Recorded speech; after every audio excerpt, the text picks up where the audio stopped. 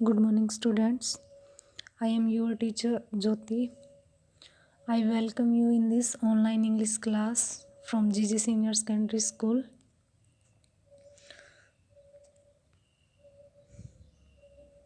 Students, last class में हमारी पिछली कई कक्षाओं में हम पार्ट्स ऑफ स्पीच के बारे में पढ़ रहे थे और लास्ट क्लास में हमने वर्ब्स के बारे में पढ़ा था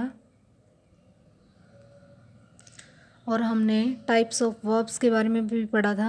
मैंने आपको बताया था कि मेन वर्ब्स होती हैं, ऑक्सिलरी यानी कि हेल्पिंग वर्ब्स होती हैं, रेगुलर वर्ब्स होती हैं, इरेगुलर वर्ब्स होती हैं, ट्रांजिटिव वर्ब्स होती हैं और इंट्रांजिटिव वर्ब्स होती है। मेन वर्ब क्या होती है? जो किसी भी सेंटेंस में जिनका मुख्य अर्थ होता है। ऑक्सिलरी हेल्पिंग वर्ब्स कौन सी होती है? जो मेन वर्ब्स के साथ लगती है। इज, एम, आर, हैज, है, वॉज, वर, ये सभी हमारी क्या थी? हेल्पिंग वर्ब्स थी।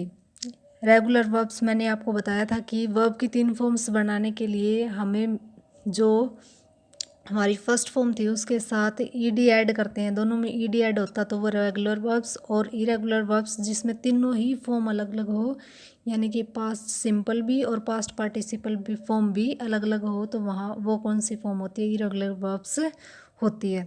आगे है ट्रांजिटिव। मैंने बताया था कि जिसे किसी भी सेंटेंस का पूरा अर्थ बताने के लिए ऑब्जेक्ट की ज़रूरत होती है, और इनट्रांजिटिव वर्ब जिसे ऑब्जेक्ट की कोई ज़रूरत नहीं होती। आज जो है हम कुछ वर्ब्स के दूसरे भागों के बारे में बात करेंगे। आगे है हमारा modal verbs. Modal verbs are used to express ability, possibility, intention और नेसेसिटी। तो मॉडल वर्ब्स जो होती हैं उनका किसी भी सेंटेंस के अंदर यूज़, एबिलिटी क्या होता है? योग्यता दिखाने के लिए, या फिर संभावना बताने के लिए, या फिर किसी इरादे के लिए, या फिर आवश्यकता के लिए।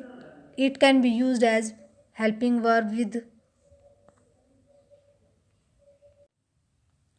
It can be used as helping verb with main verb, और इसका प्रयोग भी जो है वो मुख्य क्रिया के साथ हेल्पिंग वर्ब के रूप में किया जाता है।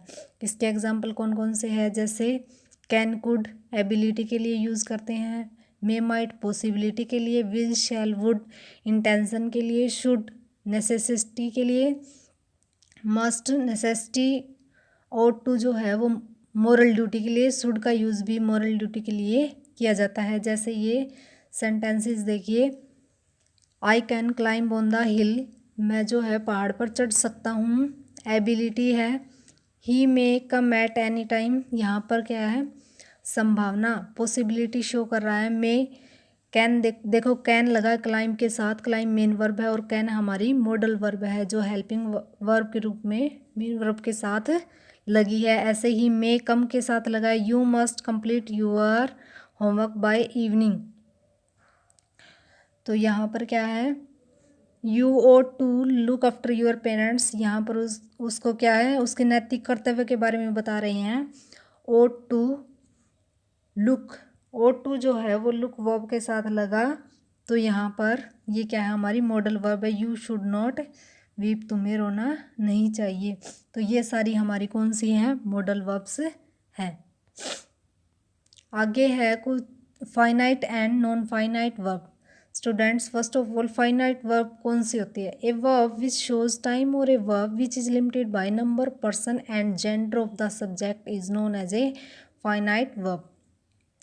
तो फाइनाइट वर्ब कौन सी होती है? जो टाइम के बारे में बताती है। और a verb which is limited by number, person and gender of the subject is known as a finite verb. और जो भी वर्ब जो है वो सब्जेक्ट के पर्सन के अकॉर्डिंग, या उसके नंबर के अकॉर्डिंग, या उसके जेंडर के अकॉर्डिंग जो चेंज हो जाती है। जैसे एग्जांपल देखिए, नेहा राइट्स लेटर्स, यहाँ पर नेहा नेम ऑफ पर्सन है और सिंगुलर है, तो राइट्स हमने क्या लगाया? फर्स्ट फॉर्म के साथ एस ऐड कर दिया राइट के साथ, तो ये हमारी नेहा राइट्स लेटर्स। ऐसे ही सेकंड एग्जांपल देखिए, दे राइट लेटर्स, यहाँ पर हमारा सब्जेक्ट जो है वो चेंज हुआ, नेहा की जगह दे हो गया, तो यहाँ पर फॉर्म्स ऑफ द वर्ब क्या है? वो चेंज हो गई। तो ये वर्ब कौन सी होती है? फाइनाइट वर्ब होती है, यानी कि सब्जेक्ट के पर्सन के अकॉर्डिंग या फिर नंबर के अकॉर्डिंग जो चेंज हो जाती है, या फिर टेंस के अकॉर्डिंग चेंज हो जाती है। जैसे थर्ड में देखिए, वी हैव रिटन लेटर्स। अब है non finite verb, a verb that does not show time और a verb which is not limited by number, person and tense of the subject is known as a non finite verb. तो non finite verb कौन सी होती है? जो ना तो हमें टाइम के बारे में बताती है और वो जो है सब्जेक्ट के पर्सन, नंबर या फिर टेंस के अकॉर्डिंग जो है चेंज नहीं होती, वो एज इट इज़ रहती है, चाहे कोई भी टेंस हो, सिंगुलर सब्जेक्ट हो या प्लूरल सब्जेक्ट हो। जैसे example, Raman tries to sing, Raman tries to sing, to plus verb की फर्स्ट फॉर्म, ये हमारा क्या है यहाँ पर? नॉन फाइनाइट वर्ब है। वी ट्राई टू सिंग, यहाँ पर देखो टेंस भी बदल रहा है और सब्जेक्ट भी बदल रहा है, लेकिन जो वर्ब है वो एज इट इज है। तो ये हमारी कौन सी वर्ब है? नॉन फाइनाइट वर्ब है। आगे स्टूडेंट्स, नॉन फाइनाइट के 3 पार्ट्स होते हैं, पार्टिसिपल्स, इन्फिनिटिव्स एंड जीरेंड्स। इन्फिनिटिव्स क्या होता है? इन्फिनेटिव भी 2 टाइप्स के होते हैं, बेयर इन्फिनेटिव और टू इन्फिनेटिव। बेयर इन्फिनेटिव में हम सिर्फ वर्ब की फर्स्ट फॉर्म का यूज़ करते हैं और टू इन्फिनेटिव में 2 प्लस वर्ब की फर्स्ट फॉर्म का यूज़ होता है। ऐसे ही पार्टिसिपल्स के आगे 3 टाइप्स होते हैं। प्रेजेंट में वर्ब की फर्स्ट फॉर्म के साथ हम आईएनजी लगाते हैं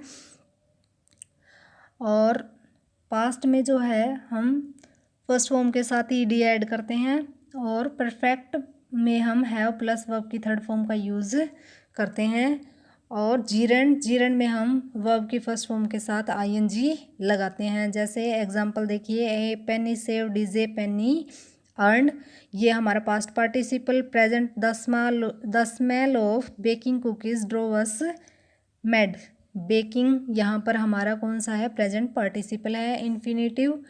इन्फिनेटिव में Betty likes to dance, 2 plus dance, 2 plus verb की फर्स्ट फॉर्म, ये हमारा क्या है? इन्फिनेटिव है। ऐसे ही fishing is a lovely activity for a summer day, fishing verb की फर्स्ट फॉर्म के साथ हमने आईएनजी लगाया ये। अब स्टूडेंट्स, वैसे तो प्रेजेंट में भी वर्ब की फर्स्ट फॉर्म के साथ ही आईएनजी लगता है, लेकिन जीरेंड जो है वो किसी भी ये जो पार्टिसिपल्स जो है वो किसी भी सेंटेंस में एडजेक्टिव का काम करते हैं और जीरेंड जो है वो सब्जेक्ट ऑब्जेक्ट का काम भी कर सकता है और ये नाउन का काम भी करता है।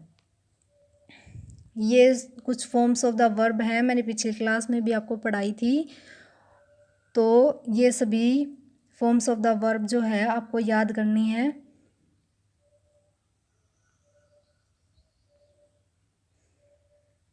Today's SW, write and learn definition of finite verb and non-finite verb and learn these 25 forms of the verb। तो आज का SW जो है वो आपको फाइनाइट और नॉन फाइनाइट वर्ब की डेफिनेशन लिखनी है एग्जांपल्स के साथ, और ये जो फॉर्म्स ऑफ द वर्ब मैंने आपको दे रखी है ये आप याद करोगे सारी। Stay home, save lives. Thank you, have a nice day.